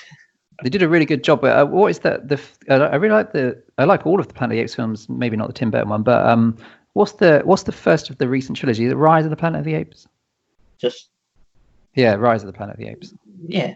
Rise, Dawn, and that's really good. They're all really good, those ones. And another one with monkeys in, of course, is Outbreak from 1995. Which is fun. Yeah, because it is the movie where Dustin Hoffman wanders around wherever it is with a picture of a monkey saying, so many people are going to die unless I find this monkey. Have you seen this monkey? This specific monkey? Oh, yeah. Outbreak is ridiculous, but it is quite good fun. I remember us renting that when it first came out, and it being a film that we all really enjoyed, and it became something we watch all the time anyway. But yeah, definitely one I've enjoyed. That is Ebola in that one. Yeah, that's right. And it came out at the time when people were, sort of trying to ignore that people were dying horribly in Africa, and thought, it won't affect us. There's nothing. We're trying to ignore it. So what we're doing is make a big budget Hollywood movie. That way, it's a good way of ignoring it. Yeah. And it's one where they easily save the world. It's because it turns up in a pet shop, doesn't it, from Africa, which is where so many bad things happen. In the 70s, the thing to fear from Africa was African killer bees, which was a popular tabloid thing, and it obviously led to films like The Swarm, where there genuinely is dialogue where Michael Caine says things like, the Africans. And he means the bees, but obviously probably not.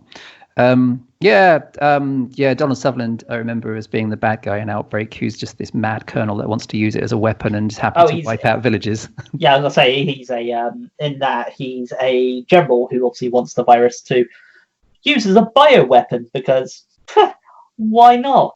We don't want to make a cure with what's going on. We just make a bioweapon, and instead of curing the people that's got it, we just wipe them out with a weapon instead. Okay, it's totally mad. But yeah, it's the only film I think where Dustin Hoffman jumps onto helicopters and rants about a monkey for a couple of hours. Yes, I did mention this to you recently. Was the film Blindness, which was from 2008. Oh yes. Which I don't know what the virus is. I don't recall it. But that's a pandemic film, so I think it's based on a Portuguese novel, and basically a pandemic hits around the world where everybody becomes blind. Maybe a couple of people don't, and of course, then they're the people that have to look after everybody else that's blind and having to look out for them. And I think it's got, if I recall, I know Danny Glover's in it. Mark Ruffalo and Julianne Moore is the leads in that film. But I can't remember what the virus is though. But isn't it just that? Isn't it just like white blindness or something? It might be just that. Maybe it is just that. But yeah, I remember watching that, and I've only seen it twice. Probably when it first came out, and once again when it was on telly. But it's one of them films I watched, and I thought you sort of mentioned it to people, and they go, "Nope, never heard of it." And you think, why have you not watched it? It's really good. But there you go. Yeah, and that reminds me of blindness. So I have seen, but I don't remember much about it. But there's a great film. See, exactly like I said. I'm one of them. Oh God.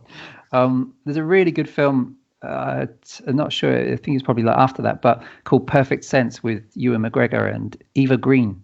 Yes. You have a lot of sex in the film, actually, if you're into that kind of thing. What, into sex? Just watching Eva Green and Ewan McGregor have sex? Oh no, particularly them, specifically them too. I think you do get to see his thing. Dingleberries. Dingleberries. Yeah, that's the word I was looking for. I didn't want to use cock. So he's chicken.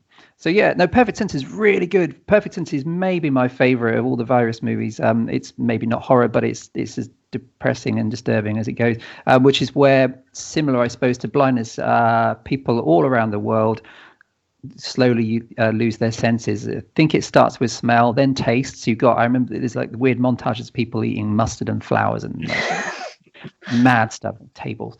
But then the madness sets in, and you kind of start thinking, oh yeah, actually this would truly happen. You can understand the anarchy that happens, which is people everyone around the world, or almost everybody, loses their hearing at once. So society falls apart, and it's got that very kind of prophetic stuff of TV broadcasts saying, oh, you got to stay at home. Home is the safest place to be, and people delivering food parcels in hazmat suits, all that kind of stuff, which you see in the Romero things as well. Mm-hmm. But it's total despair. I mean, there's a Eva Green and Ewan McGregor have a romance, so that pans out, but the whole film has no hope whatsoever. There's no way out of this. People are doomed completely, but at least they're together and doomed is the message of the film. I suppose a film, well, it's kind of tough. It's one of them films, like I said, you put on a line of post-apocalyptic and zombie films. Because if I recall this, it does happen. I think the pandemic happens before, but then I think the majority of the film follows what happens in the post-apocalyptic world, which is the Chris Pine film Carriers from 2009. Oh yeah, Chris, yeah, absolutely. Which I don't remember much about it because I think I've only seen it once, but I'm pretty sure there's a scene in it where they're driving in a car, because I think they're driving somewhere which is supposed to be the savior town or whatever. This is where everything's going to be all grass is greener on the other side kind of thing. And I think they're in the car with a couple that have got the virus and they haven't got the virus, but they put a plastic sheet between the driving and passenger seat so they don't get it. But as they're driving there, the seal breaks on it, and of course potentially they've got the virus as well. They have a seal in there as well? A seal and everything, or just Seal the singer.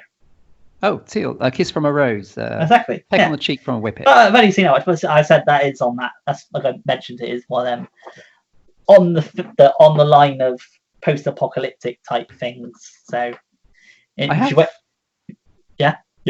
Oh, sorry. I have half seen the Carriers.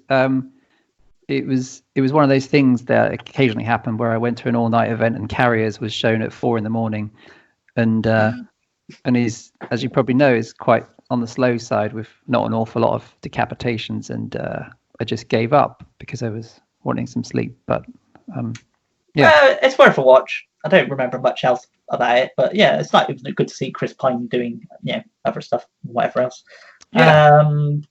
Another film that we probably should mention is Black Death from 2010, which is the Sean Bean film. So the title says, it's about the Black Death, so it's the bubonic plague.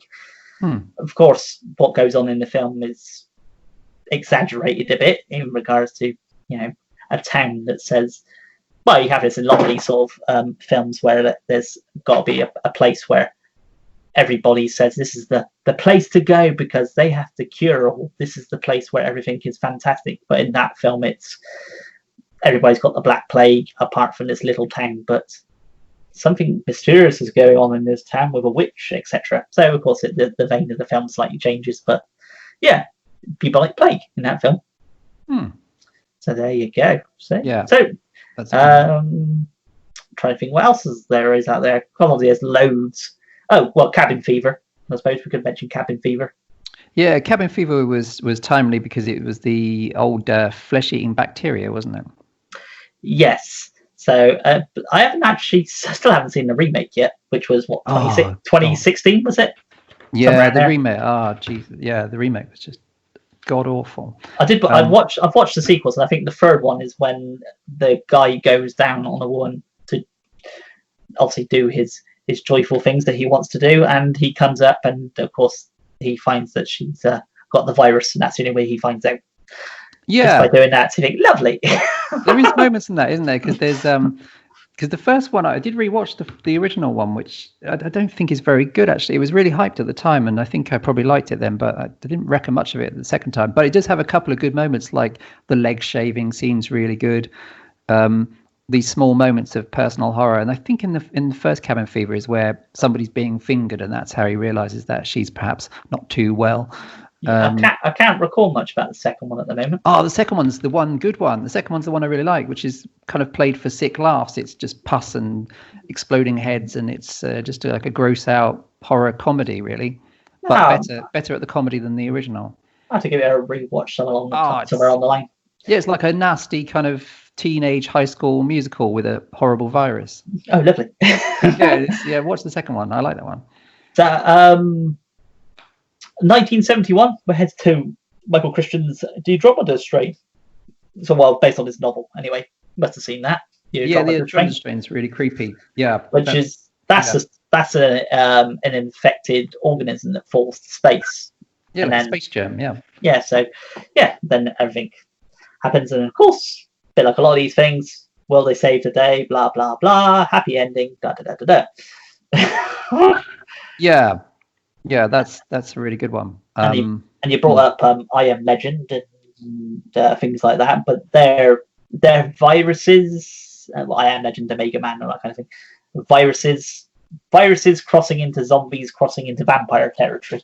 Yeah, they're vampires, aren't they? In the at least in the original story, yeah. Yes. So, Contagion from 2011, which is the film with Gwyneth Paltrow. Yeah, Contagion's really good. Contagion basically is what we are living in right now. Yes. Except that no one really watched it at the time and thought, oh, this is a bit... Actually, Contagion's clever because part of Contagion is just in making a point of how people poo-pooed things like SARS and swine flu and BSE and everything. Oh, that blew over really easily. And then when something truly big hits and everybody's shagged, not in that way, no one's prepared, they've got a disease that's got a mortality rate. I think it's 1 in 4 in Contagion, and it doesn't cop out. It's a movie. The thing about Contagion is that in 15 minutes, Gwyneth Paltrow falls ill, dies in hospital, has her skull opened in an autopsy, and her son has died at the same time. So it brings in big stars in the 70s disaster movie style to kill them off pretty promptly and ruthlessly. It's a great movie to watch now because it's full of people coughing and close-ups of handrails and people in small spaces with a bad cough and a fever, and it reminds you of nice facts like how many times you touch your face in an average day. Contagion's a really bold Hollywood movie where they do solve it. They get a vaccine suspiciously quickly, but not until we found it out. Not until it's wiped out. I think it's millions of Americans and around the world. Yeah. The suggestion is that it's been absolutely atrocious. But I suppose you could throw in Dreamcatcher into the virusy kind of parasite type thing, because that's an alien, obviously, in the Dreamcatcher film. Yeah, I haven't watched that for a long time. Yeah, that's an invasion of parasitic aliens, isn't it? That works its way into people and it sort of spreads out between them. But yeah, I've only watched that a couple of times. There's a lot of toilet scenes in it. Does it come out of your ass or go into your ass? I think I'm watching a different movie, Stephen. I do not think that's this one.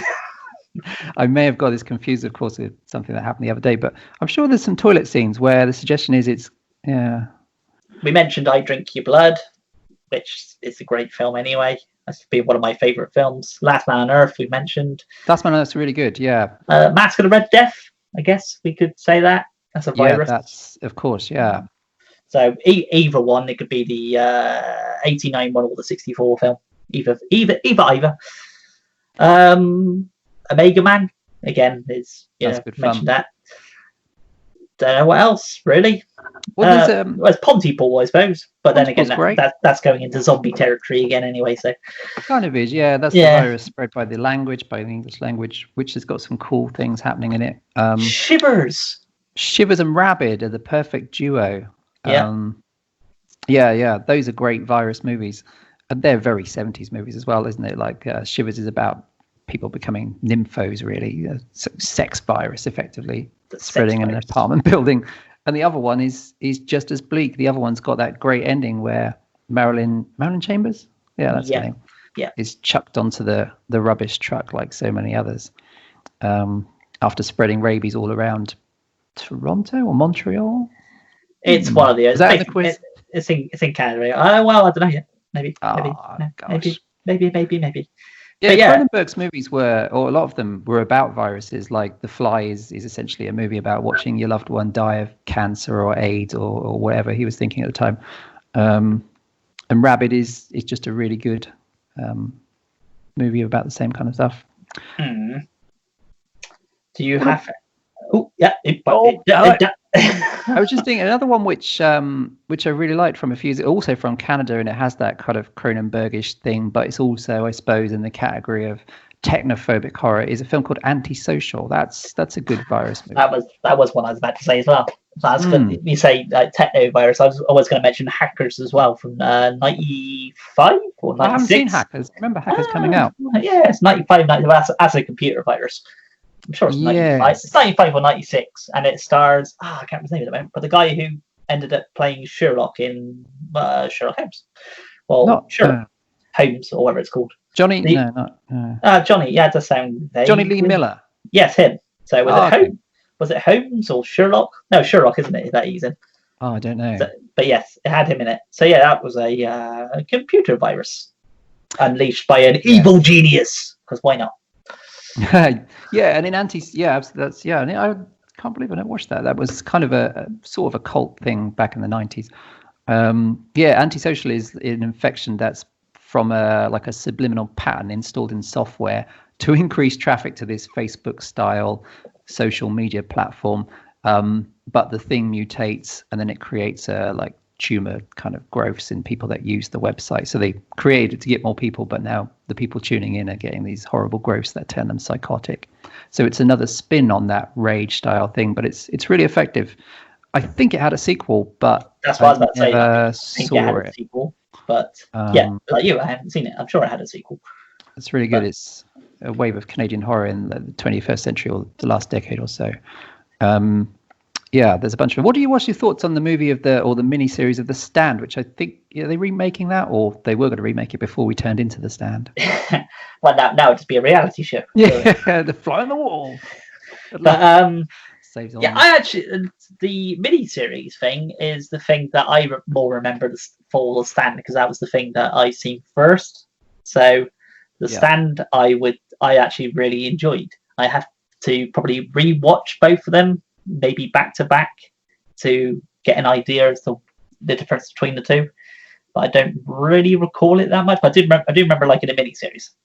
Yeah, it was a big thing, wasn't it, at the time? Like there was a whole bunch of miniseries from Stephen King books. Tommy Knockers, The Shining had its own little miniseries thing. Yes. And The Stand. Langoliers. The Langoliers. Some of them were terrible. Like The Shining, I always thought was pretty terrible. There's a reason they were topia animals and not in the other film. I like the topia animals. They're so cute. Look at their little face. Yeah, they're not going to kill me. And the Tommy Knockers was terrible. But yeah, no, the stand is quite good. It's quite. I remember the stuff with Mother Abigail being a bit rubbish, but there's some really good things at the start where the virus spreads and you've got like the churches full of corpses and things. And I remember Kathy Bates is in it going mental. The two bits that I mainly remember from it that off the top of my head at the moment is walking through a cornfield, because why not? It's a Stephen King thing, so you have to walk through a cornfield somewhere along, and there being random scarecrow thing. And the bit which I think is towards the end of the first part of the miniseries, which is when he's walking through, I can't remember what the place is, but he's walking through a city anyway, and he starts walking, maybe it's Manhattan Tunnel, he starts to walk to go underneath Manhattan Tunnel to wherever he has to go. That's where the first episode cuts off before you see him again on the other side. So yeah, that's basically what my memories of it is at the moment, but I probably should rewatch them again. Worth rewatching. It was really influential. Like Walking Dead often reminds me of The Stand because it's a very long thing of people walking a lot, and it's post-apocalyptic America. I think that book and that miniseries has been really influential, and I'm sure they were planning to redo it, which I suppose makes sense. But who knows if we shall see it now, except out the window. I would imagine they would do it because, of course, after the successive It remake coming out, and of course then we had a Pet Cemetery come out. So I'd imagine there'd be some other potential ones that it might potentially remake. So I could see The Stand being one. Maybe Tommy Knockers, perhaps. But you got any other virus movies? Virus movie. The one I really liked, which I think is underrated, is The Bay, which is the Barry Levinson film from 2012. Is that an Australian film? No, it's American. It's Why am I thinking it's an Australian film? Oh, The Bay. You think of Summer Bay from the TV show Home and Away. Home and Away. Adventures of Pippa and Tom and their many foster children. That film. It's Flathead Fisher, the headmaster. Yeah. Oh, I miss Summer Bay. Yeah. I never watched Home and Away. Maybe. The Bay's really good. The Bay's a really, really good found footage virus movie.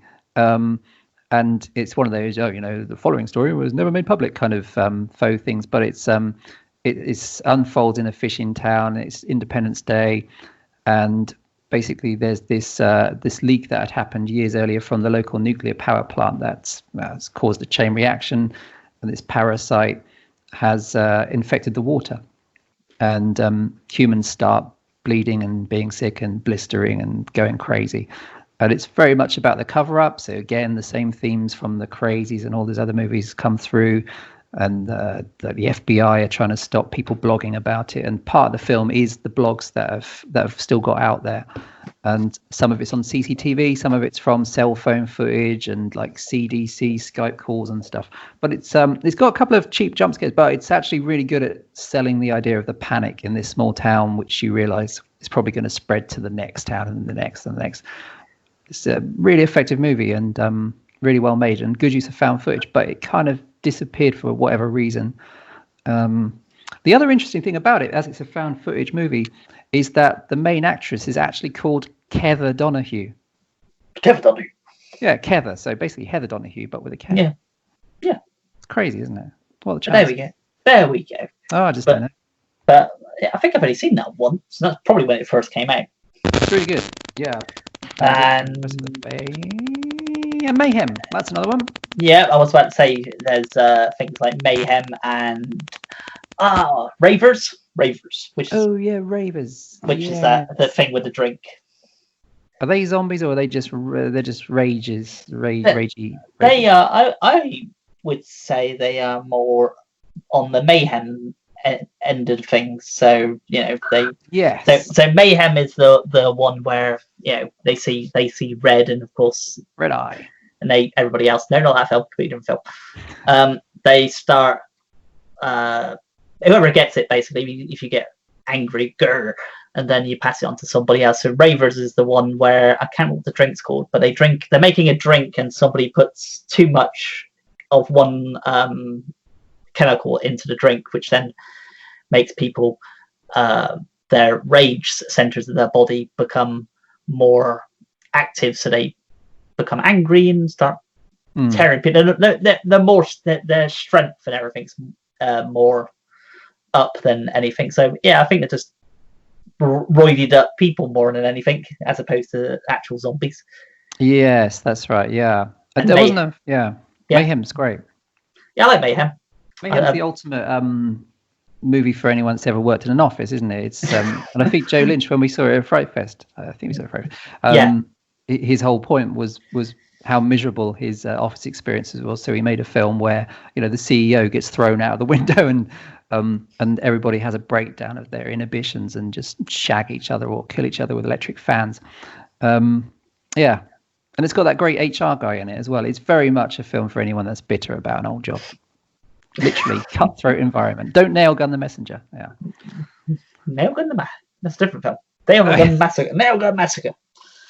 The Crazies remake. I always thought that was quite a good one. I was going to mention that, the Crazies remake, but there's probably, if you was to be really picky about it and go through each individual film, there's probably a lot more out than we think there is in regards to the virusy pandemics thing. Yeah, like I said, it's a thin line between going from the virus into post-apocalyptic or virus into zombies. If you used to include the post-apocalyptic as well as the zombie films with the virus as well, then you're talking hundreds upon hundreds of films. Yeah. So, any more you got? Because my list is now done. My note list is done. It's been interesting. And these movies like constantly mirror what's happening in the real world. So, like from the Vietnam era Crazies of the 70s and the 2010, I think it was, the remake of the Crazies, which is really good and also has Lynn Lowry on a bike being a bit mad. Is very much a horror movie about a time when there was another unpopular Gulf War happening, and it's all about that that era of America where the military is even more faceless and threatening and hostile. That's a good remake actually. The other one I wanted to mention is an underrated one called The Ebola Syndrome. Yeah, I was going to mention that, but which is good fun. We was going through individual lists. I was looking at it and going, Yeah, he's mentioned that film. He's mentioned that film, and of course, I've probably done the same thing. You've probably mentioned. I've probably mentioned some films, and you're like, oh yeah, that one. But yeah, I like the Ebola Syndrome. I've seen that a fair few times. That's 93, I think. Yeah, it's one of those ones in the Hong Kong category 3 films, like The Untold Story. It's basically the same guy, is Anthony Wong. Yeah. Yeah, everybody should check out the Ebola Syndrome for cheery pandemic watch, because it is kind of a comedy, really. And it was in that time, right after outbreak, where people were slightly worried about Ebola, but comfortable in the fact that it probably wouldn't come and kill us here in the West. But he's like a chef, isn't he? And yes.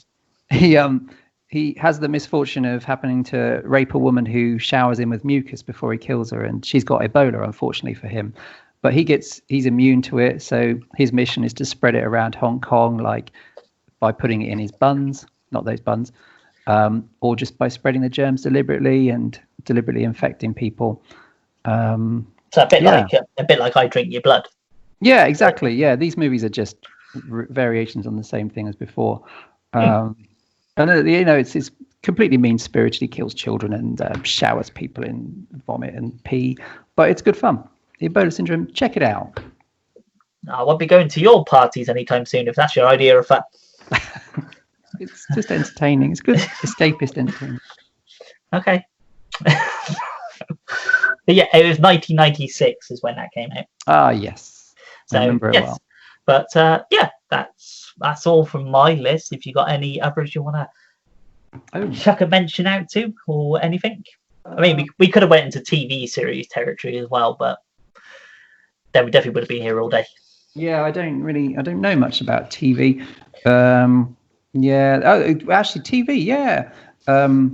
Sorry, just checking my original list. The only other thing I didn't mention, there was a great 80s miniseries about rabies called The Mad Death, which was shown on BBC back in the early 80s, a 3-part miniseries, which I would have watched when I was really young, probably when it was first shown, and absolutely terrifying, really harsh, and set in Scotland, very depressing, as it would be, set in Scotland. And it's just about an outbreak of rabies at a time where rabies was a big thing to be afraid of. It was the thing they'd have posters in the UK at train stations and airports and stuff, terrifying you into being aware of rabies coming into the country. And The Mad Death is one of those great, bleak, almost Romero-style British miniseries that somehow found their way onto primetime TV, even though they got scenes of people killing dogs and going absolutely mad. And, of course, on a final note, the greatest virus movie ever made, especially in the horror vein, is The Thing. The Thing. With no match whatsoever. By far the best example of this kind of stuff. It just happens to feature gloopy monsters, but it's a virus movie. Which thing? We talking the... I'm trying to remember how they advertised it. Was it a prequel or a sequel or whatever it was? The 2000 whatever it was. Well, I really like the prequel, and the 50s movie is a great monster movie, but the John Carpenter movie, which is the closest to the original story, is the greatest virus movie of all time. It's a great movie. Yeah, absolutely. Probably alongside The Fog, I'd probably say that's the one of John Carpenter's films I've probably seen the most. I've probably seen The Thing and The Fog more than I've seen Halloween, which I know is probably sacrilege to some people because of Halloween, etc. But he has made other films apart from Halloween. Well, I think, yeah, Halloween's wonderful. Halloween's great, but I think I've seen Halloween enough now. But The Thing I could never grow tired of watching. I think it's got a lot more going on than Halloween. Halloween's fantastic, but once you've seen it 20 times, you don't really benefit much from watching it again. So I do watch The Thing more, and it does hold up really, really well. I'm looking forward to the 50th anniversary of DVD Blu-ray release of Halloween coming out with another John Carpenter audio commentary. Yeah, remembering less and less as each release comes along. Yes. What are we talking about? What? Yeah, wrestling. The Thing is fantastic, and The Thing has got those great doomy moments, like the very 80s computer graphic where it projects how fast this thing will spread. It's now something that we're seeing on the news all the time. Oh Christ! Wow, okay. But in The Thing, it's extremely alarming. I would imagine there has been a few Italian films, so maybe sort of like knockoffs of big mainstream ones. So Contamination is a knockoff of Alien. Yeah, sure, yeah. So you got that, and yeah, there's probably other ones out there of other different countries, but yeah, there is loads out there. So we've probably mentioned a few that people have probably seen, and probably a lot that they're like, oh yeah, I forgot about that. I'm gonna give that a rewatch. Where does the virus in Nightmare City come from? Is that radiation? Forgotten. The Umberto Lenzi film. Yeah. Which is a zombie film, Stephen. Oh, yeah. No, sorry. No, it's not a zombie film. It's not a zombie film, Stephen. Danny Boyle said his film wasn't a zombie film, but forgot to mention that he ripped off every other Romero film. Nightmare City. What was his quote? It's something along the lines of, "It's not a horror film." It's people always say that I'm one of the inspirations of the Italian zombie films, but no one said that. Nightmare City isn't a zombie film. The City of the Walking Dead is also known as. But they're radioactive monsters. That's what he says. They're monsters, aren't they? So they're radioactive monsters. I don't think it actually tells you in the film where it's come from. I don't recall it mentioning it. They're radioactive monsters in zombie makeup. That's the don't be silly. Thing. No, Stephen. That's radioactive monster makeup. But yes. So I do like that film. It's fantastic. Yeah. It's got the Aerobics Massacre. Great film. An Italian special is on its way. It has to be. Yeah, those movies. If anything would cheer you up during this kind of thing, it is those mad Italian horror films. Nightmare City is hilarious. And I'm sure we'll speak about these in the next episode, which is the zombie one. Where I'm sure we'll mention some of the Italian zombie movies in that one. Ooh. But if you haven't got anything else to say, Stephen, we're going to wrap this episode up. Yeah, that's it. That was good. Okie dokie. Well, next episode, Stephen, we will be talking about zombies, which kind of continuing the vein we're in at the moment. So zombies will be our thing. And on that episode, Stephen, it won't not just be myself. It will not just be you. Say what? It will be another person. It will be our very own zombie fan herself, lover of maggot-infested corpses. It will be our very own Sarah Budd coming on to talk about zombie films because she loves them so much. She's a zombie lover for sure. So she will be coming on, and I'm sure she'll have a lot of insight between different movies. And who knows, we may turn her on to different zombie films, and maybe she'll do the same to us. Oh, perhaps, maybe. Who knows? Yeah. Who knows what the future holds? But I will give a quick plug to a few things. So if people want to potentially want to ask us to talk about a certain film, maybe set a theme for an episode of the podcast that they're listening to, they can go on to patreon.com/horror screams. And if they chuck a little bit of money, they can have a whole episode dedicated to whatever they want us to talk about. So for instance, if you wanted to talk about just, I don't know, films about aliens or whatever, then because you've chucked a bit of money our way, we will be doing exactly that. So do check out patreon.com/horror screams. And of course, there is now a weekly quiz on the YouTube channel, The Horror Vault, which is on usually the last Friday.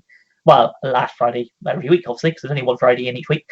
It's at 9 p.m. with various people being on different episodes. And yeah, of course, check out horrorscreamsvideovault.co.uk for all your horror movie news, reviews, interviews, etc. and more. But anything you want to say, Stephen? No, it's been a good time. Looking forward to the old zombie special. Yep, that's exactly what I was meant to mention. The zombie special will be going, as always, like the podcast. It goes up the last Friday of every month, and next month's episode will be going on 29th of May 2020. Wow. And we are watching what, Stephen? Get the film right. Oh no, the pressure.